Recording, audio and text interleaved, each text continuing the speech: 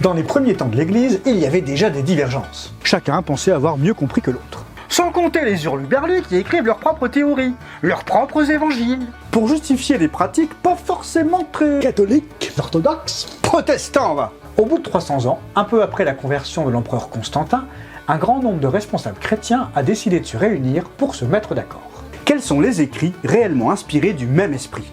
C'était le Concile de Nicée, qui a servi à établir ce qu'on appelle le canon biblique, c'est-à-dire les livres réellement inspirés de Dieu.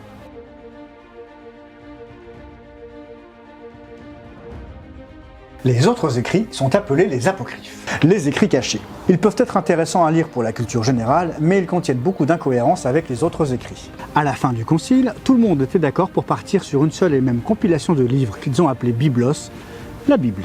Ainsi naquit l'Église catholique, c'est-à-dire l'Église universelle, reconnaissant par la même occasion un représentant, le pape, évêque de Rome. Le premier pape reconnu est l'apôtre Pierre, qui, au passage, n'avait rien demandé. Puis l'un, Anaclète, Clément, jusque Benoît XVI et dernièrement François. Mais avec le temps, il y a eu quelques éloignements entre l'Orient et l'Occident. En Europe, on célébrait le culte en latin, en grec pour l'Orient. Les prêtres d'Orient peuvent porter la barbe, se marier. Pas de mariage en Occident. Mais la division de l'Empire romain et le sacre de Charlemagne en l'an 800 créa une véritable rupture entre Orient et Occident. Ainsi naquit l'Église orthodoxe.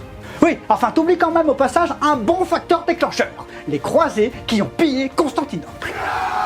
Oui, un véritable carnage qui a définitivement rompu le lien entre Église catholique romaine et Église orthodoxe d'Orient. Dans l'Église catholique romaine, les prêtres pratiquent le culte au travers d'une messe, où ils parlent aux croyants, qui pour la plupart ne savent pas lire. Dans l'Église orthodoxe, les messages bibliques sont illustrés par des icônes, des images représentant des scènes de la Bible. C'était le YouTube de l'époque. On fait avec ce qu'on a. Tout le monde suivait ce que disaient les autorités ecclésiastiques sans trop se poser de questions. Puis, en 1454, Gutenberg révolutionna le monde avec l'imprimerie. Le premier livre imprimé fut la Bible, et certains croyants se sont empressés d'aller l'acheter pour la lire. Et il était interdit de lire la Bible, trop compliqué pour un non-initié, trop obscur apparemment. Et puis, fallait surtout savoir lire. C'était pas le cas de tout le monde. Et certains se sont penchés sur la Bible et ont remarqué qu'elle n'était pas du tout compliquée à lire.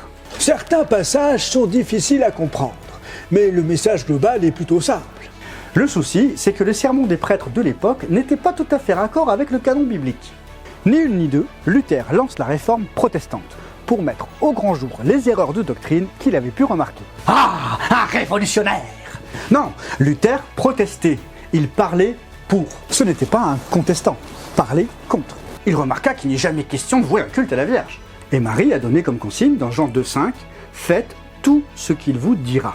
Oui, c'était pendant les noces de Cana. Et quelques temps plus tard, lorsque Jésus parlait à une foule, on a une femme qui arrive et qui commence à lui dire, c'est dans Luc 11, verset 27, « Heureux le ventre qui t'a porté, heureux les seins qui t'ont allaité ». Et Jésus se retourne et lui répond « Heureux plutôt ceux qui écoutent la parole de Dieu et qui la gardent ». Et Jésus nous annonce « Les paroles que je vous dis, je ne les dis pas de moi-même. C'est le Père qui vit en moi, qui fait lui-même ses œuvres. » 1 Timothée 2, 5, en effet, il y a un seul Dieu, et il y a aussi un seul médiateur entre Dieu et les hommes, un homme, Jésus-Christ.